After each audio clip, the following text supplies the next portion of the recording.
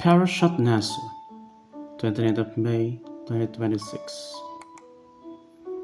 Theme: Birkat Kohanim, the priestly blessing.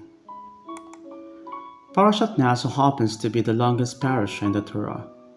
Most of its first half deals with the circumstances when one's place in the community and is questioned because of usual behavior. The second half deals with the offerings brought by each tribe as a sanctuary. Dedication concludes. Chapters 5 and 6 consists of several laws inserted into the account of the preparation for the march through the wilderness. They deal with the prevention and elimination of impurity in the camp of the Israelites. These laws have in common the figure of the priest, who plays a prominent role in each case. However, returning to some of the familiar Torah readings year after year can be likened to revisiting a close friend, and it would be true to say that the priestly blessing is one such reading. The Torah instructs the Kohen to bless the people and prescribe the words of the blessing. In Hebrew, it consists of 15 words divided into 3 short verses of 3, 5, and 7 words respectively.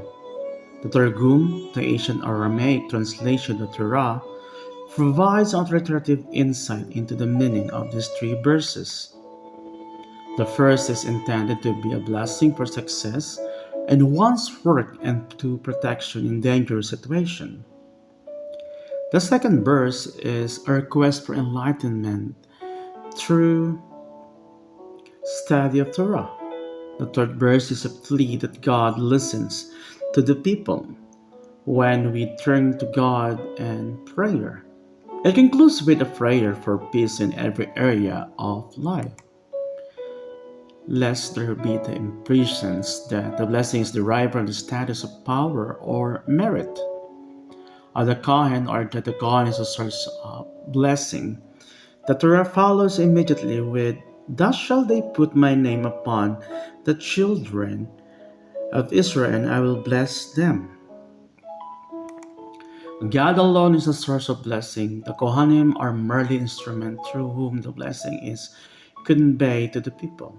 The Kohanim say the words of the blessings, only God bestow it. The ritual of the priestly blessing, Birkat Kohanim, was an integral part of the ancient temple service. It took place every day immediately following the daily morning offering, but the blessing did not stay confined to the temple. It became part of communal prayer.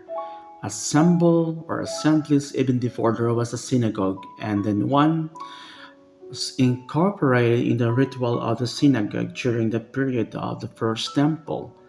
The rite of the priestly blessing was performed throughout the country.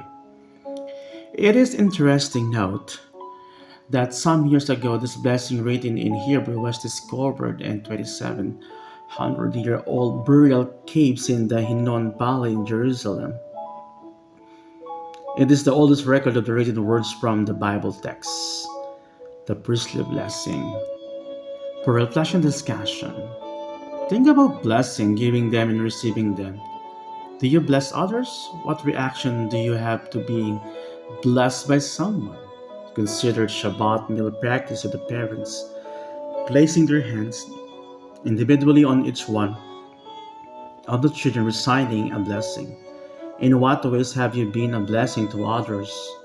How do you let your face shine on another? Do we actually see ourselves as being a blessing to others? How are those who live with a blessing to us?